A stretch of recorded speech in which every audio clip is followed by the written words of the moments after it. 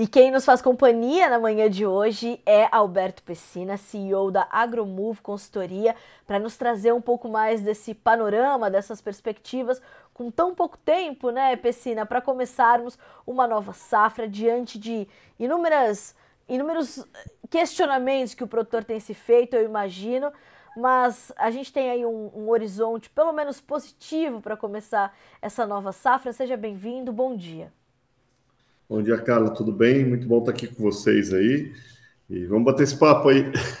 Pois é, inclusive eu vou destacar aqui o comentário já do Vinícius Moreno, que logo que o nome do senhor apareceu aqui para ser o nosso convidado de hoje, o Vinícius Moreno diz assim, ó, bom dia a todos, professor Pessina, grande abraço. Então o senhor já estava sendo esperado por aqui, viu?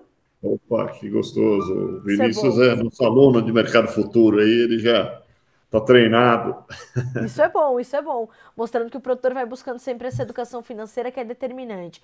Pessina, nós temos ali um momento, eu acabei de dar aqui a informação do aumento de pedidos de recuperação judicial no agro. Nós sabemos dessa pressão sobre os preços das commodities, a soja está num momento bastante delicado, opera abaixo dos $10 por bushel na Bolsa de Chicago, enquanto isso o produtor está terminando os seus ajustes, já fez uma parte das suas compras de insumos para a safra 2024-25. Qual é a tua perspectiva para essa nova temporada, diante dessas incertezas, dessa nebulosidade que rondam o setor nesse momento? Nós estamos com um cenário, vamos dizer, realmente de oferta, né? De uma sobre-oferta, aí 2 anos seguidos de oferta. Ano passado foi um ano de muita oferta também, grandes quedas de preço, né? E esse ano novamente, o ano anterior também tivemos quedas de preço, então são quase 3 anos aí que o mercado vem trazendo uma oferta crescente, né? E isso realmente traz aí pressão nos preços, né? Então, nos Estados Unidos, a gente já vinha cantando desde o início de janeiro que as perspectivas climáticas para os Estados Unidos iam ser boas. A gente revisa isso quinzenalmente e o clima se manteve como uma condição boa, tanto que as lavouras estão bem melhores do que no ano passado, né? Então, aí com um percentual de lavouras boas a excelentes bem acima. E isso acabou resultando, o último relatório do USDA trouxe aí um aumento da expectativa de produtividade das lavouras, aumentando a produção que eles vão ofertar ao mercado. Então, isso trouxe aí um aumento, se eu não me engano, de 5% para 9% de aumento na oferta global de soja, né? Então, isso é um aumento significativo e traz pressão baixista, né?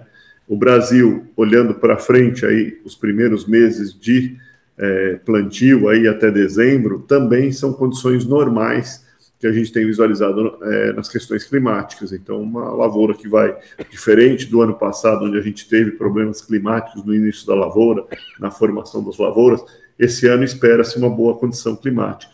E isso, a princípio, então, deve trazer uma pressão aí também de boa oferta, né, uma perspectiva de boa oferta da safra brasileira, trazendo aí uma pressão na produção, né, O senhor, nos preços também. O senhor imagina que, apesar desse quadro todo, o Brasil possa registrar um aumento de área em relação à safra passada, uma diminuição, ou vai manter a estabilidade, porque está realmente o produtor muito atento, não só a essa condição da área, mas também aos investimentos que fez na hora de tomar suas decisões ali de compras de pacotes tecnológicos, olhando para os insumos, onde ele poderia otimizar os custos para começar essa nova safra diante dessa construção de oferta que até esse momento acontece sem grandes ameaças, né, Pessina? Assim, o lado do produtor, realmente há um endividamento, a gente critica muito o lado do produtor correr muito risco, né? Então, ano passado, tem uma parte que não é culpa dele, não tem como, que foi a quebra de produção, né? Realmente houve uma quebra no Brasil, em várias regiões de produtividade, e isso acaba afetando a receita do produtor e, consequentemente, as margens de lucro, né? Então, isso, com juros que vinham sendo elevados, mais a safra que apresenta uma quebra, e, além de tudo, globalmente a oferta foi muito boa, o que ajudou a derrubar os preços. Então, nós tivemos aí uma pressão aí nas margens de lucro, trazendo um endividamento muito forte para o produtor, já arrastando da safra passada. A crítica o produtor teve a oportunidade de se proteger na Bolsa, fazendo proteção de preços a níveis bem maiores do que ocorreram. A gente conseguiu fazer hedge de produtores a $30, a $31 a saca, e a safra foi fechar a $27, né? 27, 26,5. Então, poxa, são 15 reais aí, ou $2 ou $3 a mais na conta do produtor, que ele não faz, né? Ainda o nível de hedge dos produtores ainda é muito baixo. E muitas vezes a trade não é a melhor opção dele fazer. Então, falta uma profissionalização dos produtores a nível de abrirem o leque de ferramentas que ele pode utilizar para se proteger das oscilações do mercado. Essa safra daqui, a gente tem visto aí já margens, os custos já baixaram bastante. O produtor que se antecipou e tem um bom olho na sua margem de lucro, que está olhando para esses números, ele já começou a travar seus custos. E essas travas, a gente tem visto aí, alguns custos com essa relação de trava já conseguiram fazer travas aí de 15% a 20% de margem. Então, só trazendo alguns números para vocês, nós temos clientes aqui no Mato Grosso do Sul, preços aí, custo da saca entre 88 e 93 reais por saca para se produzir, e vendendo essa produção a 110, 115, trazendo aí uma margem aí de 15 a 20% de margem de lucro. Já é alguma coisa, não é a melhor margem dele, mas já travou, já está dormindo, já está mais tranquilo porque essa margem está construída. No Mato Grosso, entre 83 e 98, está vendendo a produção entre 105 e 112. Nós tivemos clientes vendendo também, travando margens de lucro de 15% até 20% de margem, aí 25% de margem em alguns locais. Em Minas Gerais, a 101, vendendo entre 115 e 120 a sua venda, margens de 15% a 20%.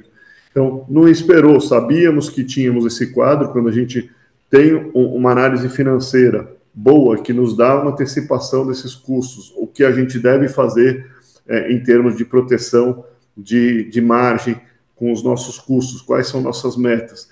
Olhamos o mercado, vimos que tinha um forte potencial de queda, porque a safra é boa, não tem problema climático. Nós já largamos ali em fevereiro, já trabalhando custo, trabalhando margem de lucro, e estamos aí começando a safra já com mais de 50% da produção desses clientes protegida, travada, com proteção de preços e dormindo com tranquilidade. Então, acho que nessa linha, esses produtores que não ficam à mercê da especulação, né, eles realmente estão trabalhando, estão conseguindo se profissionalizar e trabalhar melhor. O produtor que deixou em aberto, pega custos e não se protege sem olhar mercado, realmente ele tem um grande risco de tomar novamente uma nova posição de margens baixas e arrastando uma dívida para uma nova tomada de dívidas aí mais caras, com juros mais altos, com risco maior sendo assumido aí pelo produtor. Então, eu acho que esse profissionalização dos produtores é muito importante aí para a gente poder sair desse quadro de arrastar margens de lucro negativas para construir margens de lucro ao longo do processo, olhar o financeiro, olhar as tendências de mercado e aí sim construir uma boa estratégia. Isso é fundamental, né, Pessina? Nós temos trabalhado muito essa informação aqui de quanto o produtor no Brasil já comercializou. E na semana passada, inclusive, nós trouxemos uma matéria mostrando que a comercialização da safra 24-25 está atrasada, né, em relação ao ano passado, em relação a anos anteriores. Uma situação que se confirma também para os Estados Unidos. Então, a produção deles, a safra deles, que deve ser uma safra recorde, também está, né, um pouco mais aquém do que deveria estar para esse período, segundo os especialistas, mas o senhor traz, né, que essas pessoas que estão olhando para essa necessidade, mais do que isso, para a garantia da proteção da sua margem, já avançaram bem com os negócios e fizeram uma trava considerável para esse volume que o senhor acabou de citar. Como é que o senhor enxerga hoje o comportamento do produtor nesse processo de travar essas vendas, de comprometer e proteger esse preço? Nós temos evoluído nos últimos anos e nas últimas safras para o produtor entender um pouco mais sobre isso e fazer essas operações mais efetivamente para não, né, ser pego no contrapé pelo mercado? Ótima pergunta, Carla. Assim, eu acho que o produtor, o que a gente tem visto e onde a gente acaba entrando em algumas empresas é um foco muito na produção, tá? Então, assim, o produtor compra, foca em produzir. Então, assim, o nível tecnológico desses produtores, muitos aí entrando com níveis tecnológicos muito altos e fazendo aí sistemas de produção, todas as boas práticas, vamos falar assim, de tentar produzir, acreditando que a produção vai resolver o quadro do lucro dele, né? Quer dizer, comprei os insumos, não sei a quanto, não me interessa, vou produzir bem e o preço vai me ajudar. Então, ele entra nesse risco. E aí é a grande falha, porque a gente tem aí um quadro de acompanhamento de várias empresas no Brasil, onde a gente começa a entrar e construir o trabalho, a gente vê que o nível de risco dos insumos, ou seja, a quantidade de insumos que são variáveis, né, ou seja, que variam com o nível de produção dele, a quantidade de insumos que ele gasta para começar a produzir, ou seja, dar uma largada inicial, já absorve ali de 60%, e uma má compra chega a absorver mais de 60% da receita dele, já é absorvida aí. Então, se ele negociar mal isso, ele já largou com uma baixa margem de lucro. Se por acaso ele tomar alguma revés na produtividade, a margem de lucro vai embora. Então, a grande falha está nesse acreditar que a produção vai resolver, está nesse acreditar que o preço vai resolver. E, na realidade, a gente tem que trabalhar, se o preço caiu, a gente tem que reajustar já logo na largada os nossos custos. Nós temos que brigar para reajustar essa estrutura de custos para que ela largue bem. E se eu construir uma boa largada aqui, eu já tenho uma boa garantia de que, poxa, eu tenho mais chance de eu construir margem. Se eu ganhar na produtividade um adicional de produção, a minha margem melhora. Então, os pontos de decisão do produtor, olhando o lado financeiro dele, ainda estão muito fracos. Essa eu acho que é a grande crítica a ele. Ele não tem metas e objetivos para construir sua margem de lucro nas negociações, na comercialização. Então, nós chegamos a ter no passado, lembra quando o preço foi a R$200 lá a saca? Nós tivemos produtores que negociaram, quando o preço estava a 154, margens de lucro melhores a 150, ou seja, compraram insumos e já garantiram a venda da produção melhor do que quando o preço chegou a 200 e o adubo triplicou de preço, o fertilizante, os defensivos triplicaram de preço e ele com R$200 tinha uma margem de lucro menor. Ou seja, gastou mais dinheiro para investir no negócio e margem de lucro menor. A rentabilidade dele vai lá para baixo. Então, o foco, a grande crítica é a estrutura de comercialização, olhar para a comercialização de uma forma mais profissional, criar ferramentas que me permitem surfar eventualmente numa alta ou sair do leque de vender apenas para uma trading, ter apenas uma estrutura de comercialização, abrir esse leque, é a grande falha do produtor que a gente tem visto aí. Então, acho que ainda falta um lado de profissionalização nesse lado de construção comercial do negócio dele. Ele está muito focado em produção e rezar para preço, está certo. Ele não tem nem projeção de preços, né, cara? Então, hoje a gente tem modelos com inteligência de mercado que permitem projetar o preço com por onde ele deve caminhar, né? A gente chama de bando de confiança. Então, olha, esse preço deve andar por aqui, a tendência está de queda por esses fatores do mercado. Então, tome cuidado, proteja seu negócio, que é o que a gente fez, né? Desde o início dessa safra, nossas projeções já estavam de uma pressão de preços e a gente alertou os nossos produtores para já começarem a negociar e a gente fazer proteção de comercial dessa margem de lucro já. Então, protegendo aí a largada do negócio.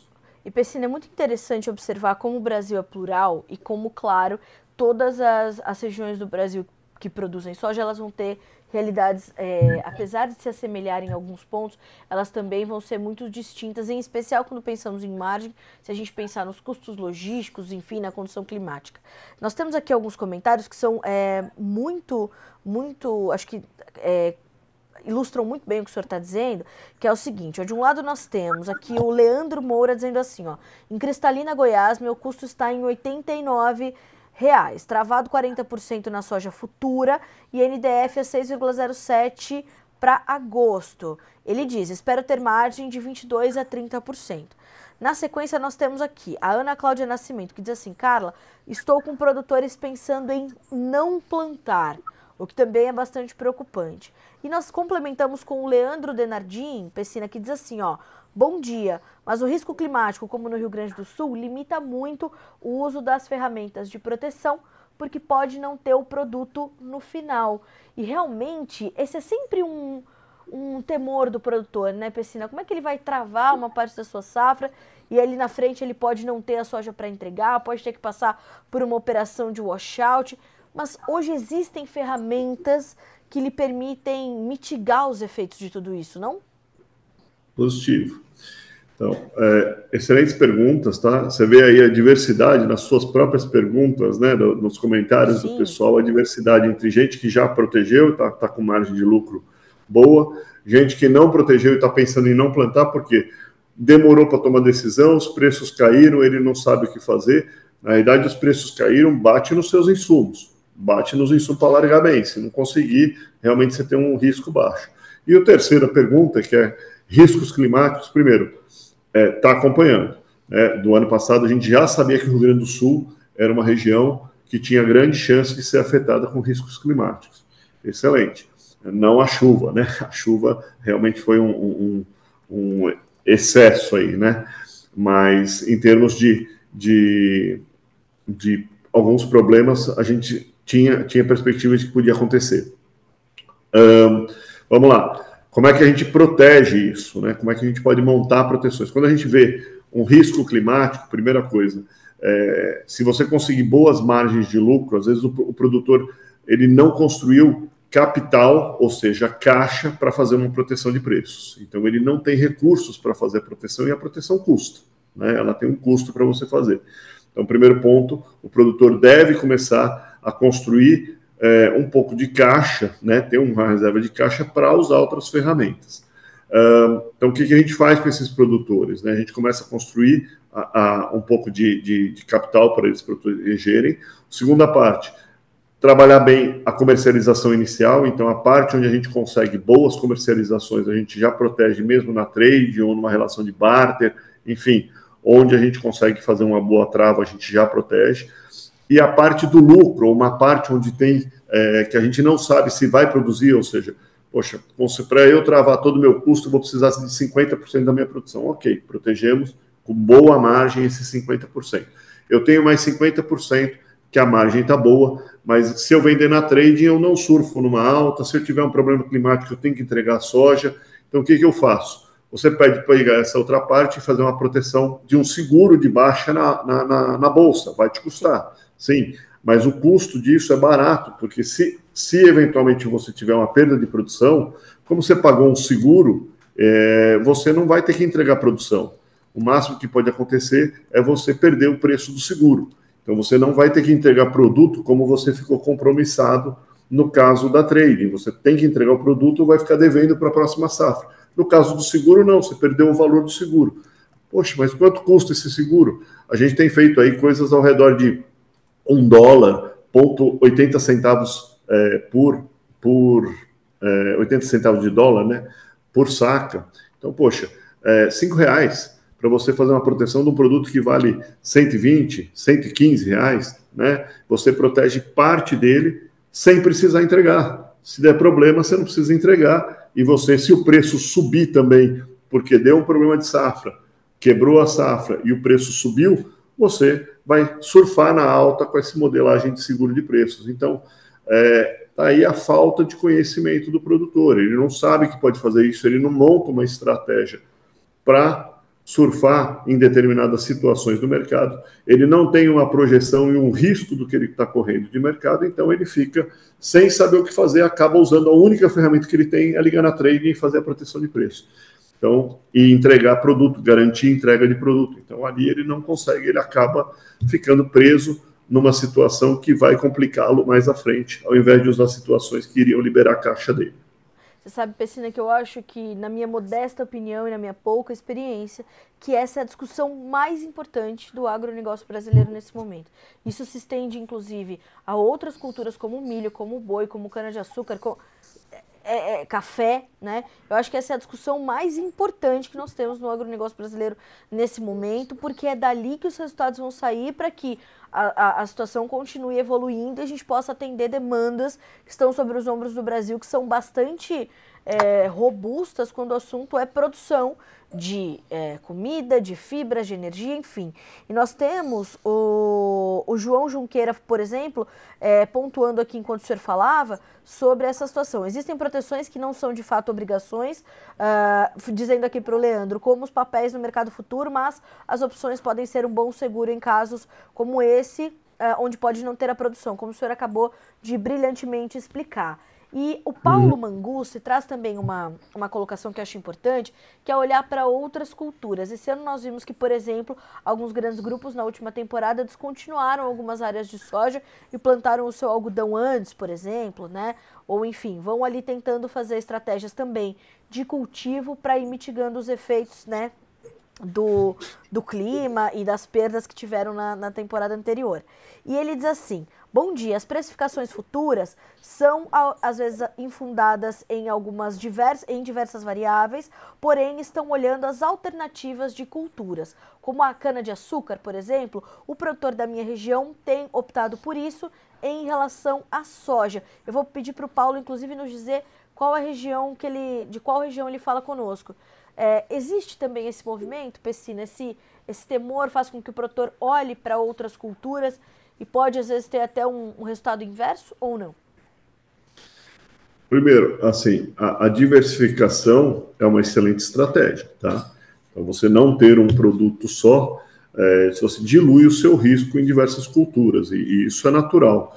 E também te permite, se você tiver uma boa análise de mercado, uma boa análise de tendência dos mercados, você fala, poxa, eu estou com um cenário onde eu tenho um quadro de soja sem grandes perspectivas de alta aí nos próximos anos, e eu tenho uma outra lavoura que tem mais perspectiva de alta. Exemplo, sei lá, o ciclo pecuário o boi, né, que eventualmente pode estar subindo. Então, você mesclar essas culturas ou integrá-las é uma baita de uma estratégia para você diluir seu risco aqui da soja com o risco de uma cultura que tem mais potencial de alta. Então, primeiro, é excelente. A gente, o ano passado, tivemos um caso bem claro, quer dizer, que foi o que um produtor que tinha soja, ele vinha protegendo a margem dele, mas ele foi surpreendido. A gente, inclusive, foi um dos produtores que nós fizemos hedges a $30 para ele, né? E ele foi surpreendido com uma quebra de, se eu não me engano, foi 15% da produtividade da lavoura dele, né? 15% a 20% de produtividade na lavoura dele. Então, como ele tinha feito proteções em hedge, mesmo com a queda de preço, ele não ficou obrigado a entregar aquele. Ele teve uma quebra, mas ele protegeu 20% a 30% da produção dele via hedge, e ele ficou protegido com essa estratégia e não precisou entregar produto. Já na safra de milho, a gente começou a observar que o milho teve uma alta ali a R$70, as margens de lucro dele, quer dizer, ele fez a safra de soja e começou a fazer a safrinha de milho. A gente planejou antecipadamente, com a nossa metodologia, a gente consegue planejar as metas dele já para a safrinha com um ano de antecedência. Então, eu já botei as metas para ele.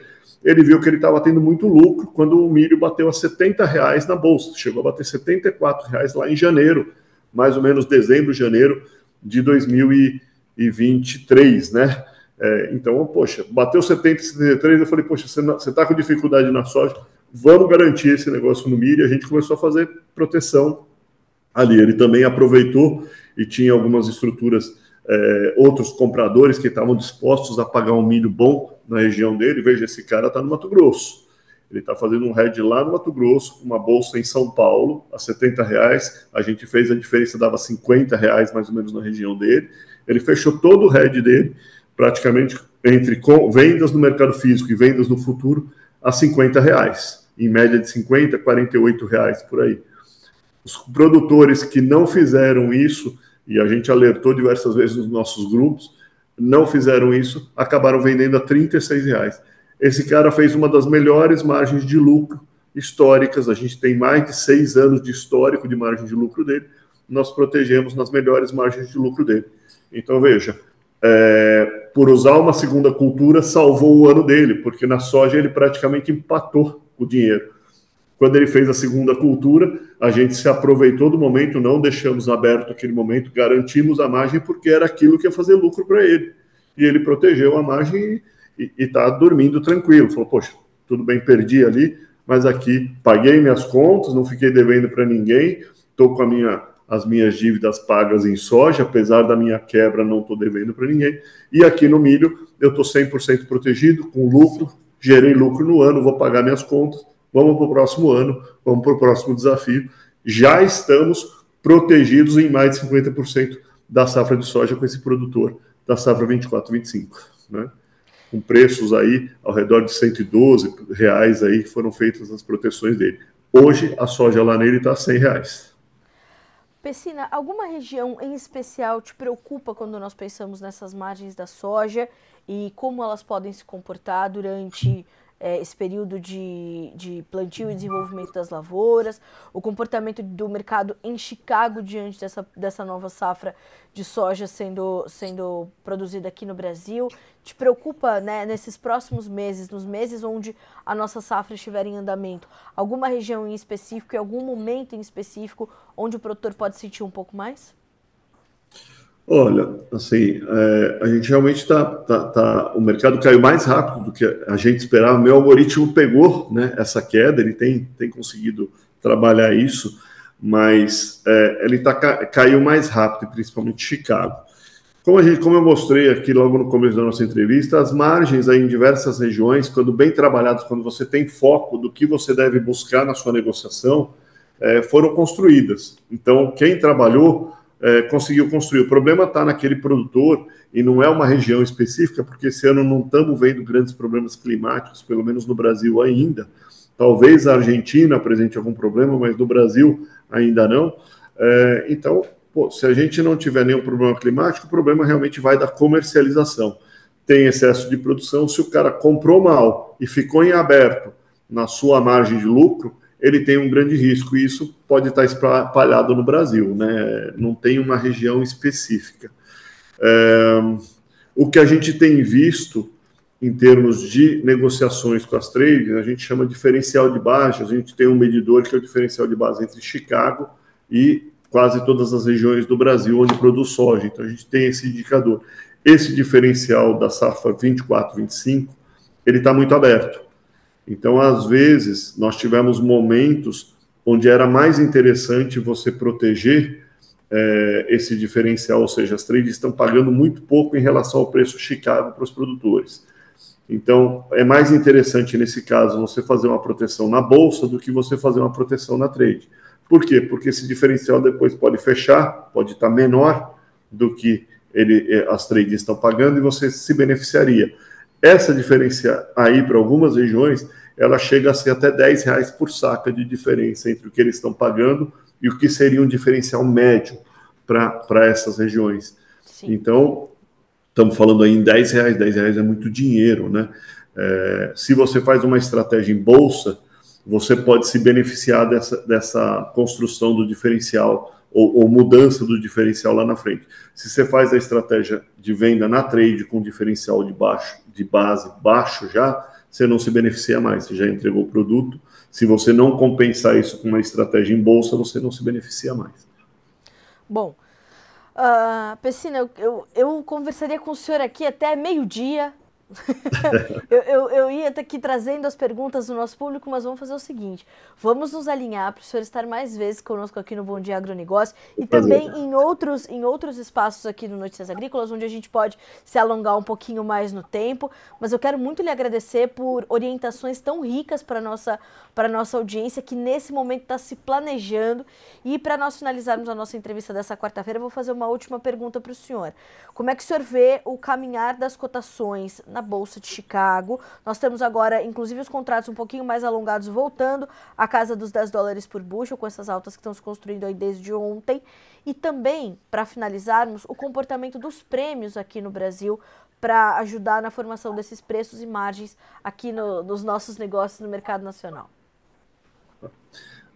Só um recadinho: quem ainda não comprou insumos, se baixar o preço da soja, vai para o seu fornecedor de insumo e baixa os preços também, se esforce para baixar, para construir margem na largada, hein, gente? Senão vocês vão assumir riscos muito grandes. Dica de ouro. Bom, Chicago.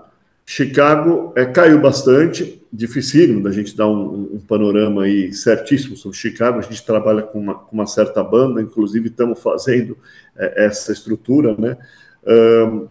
Eu diria aí que Chicago, o pior número de Chicago, quando a gente olha o histórico dele, foi de $18, né? Então Chicago já chegou a $18 por saca, né?